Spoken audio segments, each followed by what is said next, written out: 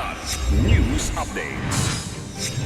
Mga balita ngayon, top 1 most wanted sa lalawigan ng Cotabato at dalawang kasamahan nito patay matapos manlaban sa mga otoridad. Search, Rescue and Retrieval Operations sa nawawalang MBCA Amehara itinigil na ng Coast Guard. Ika-4 na impeachment complaint laban kay Vice President Sara Duterte na ihatid na sa tanggapan ng House Speaker. Ako po si Cesar Soriano para ihatid ang mga nangungunang balita sa buong kapuluan ngayon.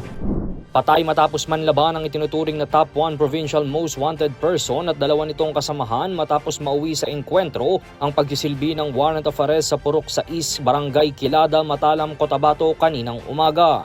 Kinilalang napatay na pangunahing suspect na si Ian Manyal at kasamahan nitong si alias Ryan habang inaalam pa ang pagkakakilanlan ng isa pa nilang kasamahan. Ayon sa mga otoridad, nahaharap si Manyal sa mga kasong paglabag sa Anti-Carnapping Act of 2016 at Comprehensive Dangerous Drugs Act of 2002 na inisyu ng Kabakan Court. Sa halip na sumuko ito ng hainan ito ng warrant of arrest ng pulisya at militar, agad na lamang itong nagpaputok ng baril dahilan upang gumanti ang mga otoridad bilang depensa. Natagalan naman ang pag-recover sa mga bangkay ng mga suspect dahil may hawak na granada ang isa sa kanila na kinailangan pa ng assistance ng Explosive Ordnance and Disposal Team.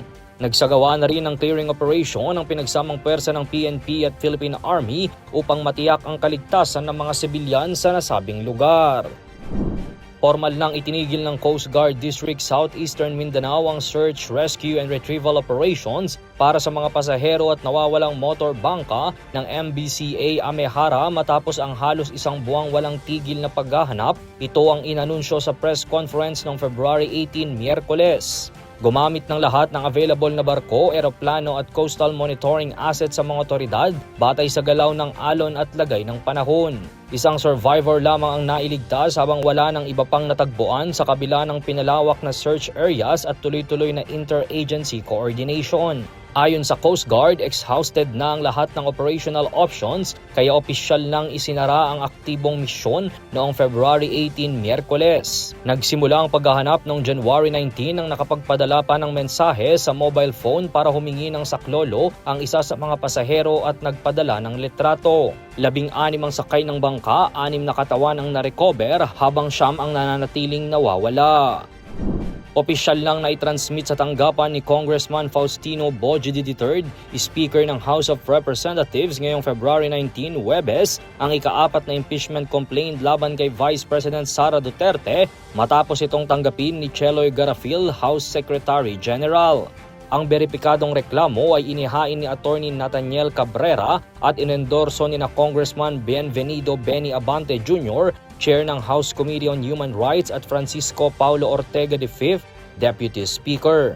Sentro ng kaso ang umanay kulang at hindi malinaw na SALN declarations, posibleng unexplained wealth at irregularidad sa confidential funds.